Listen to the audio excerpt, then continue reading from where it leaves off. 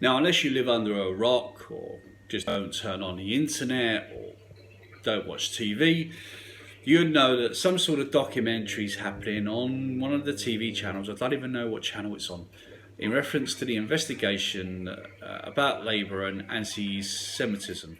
For some reason, I always have a tongue tie when it comes to that. Yeah, anti-Semitism. My apologies, my dishwasher's on, so if you can hear any noise in the background, that's what it is.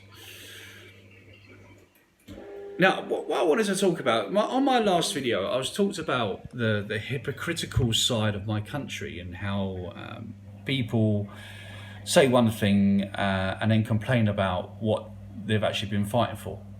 Does that make sense?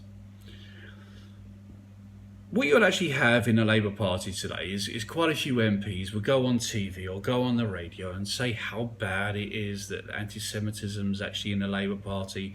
The likes of John McDonnell sometimes can say the wrong things, and Jeremy Corbyn should be fighting it more and all that sort of jazz, right? However, let me ask you a question.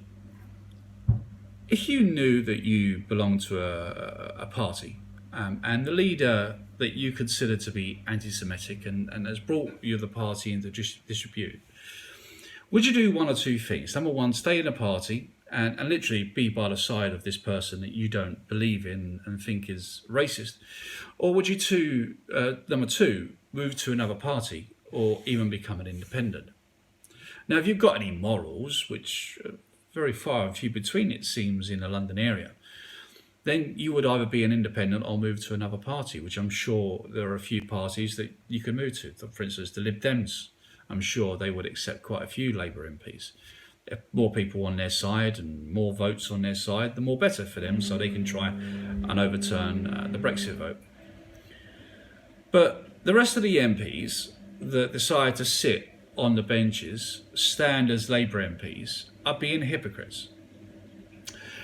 In fact, they're just as bad as Jeremy Corbyn or any other anti-Semite that's actually sitting inside of the Labour Party supporters and MPs in total. But somehow they think by going on TV or going on radio and saying how bad it is, that somehow it sort of stops them from being guilty, where in fact it doesn't. See, it's not so much of what you say, it's more of what you do. It's your actions that matter. And it's your actions that you're going to be remembered by. Maybe not by the people of London, because it seems like there's quite a few people in London that don't have just the general morals to live a decent life. I know I'm very critical of London, but you've got to understand that I am a London boy. I was born in London, brought up in London, and how can I put this? I've seen many different kinds of people that live in London or have lived in London in the past. And for what I've seen, the people that I grew up with, the people that I hang around with, were poor, just like my family. I've actually moved out of London for a reason. It's because London's become immoral in more ways than one. It's not just the likes of the Labour Party with the anti-Semitism. It's not just the likes of the 650 MPs that are going against the Brexit vote. It's also what's the word I'm looking for? Immorality of the way that they think bugs the fuck out of me.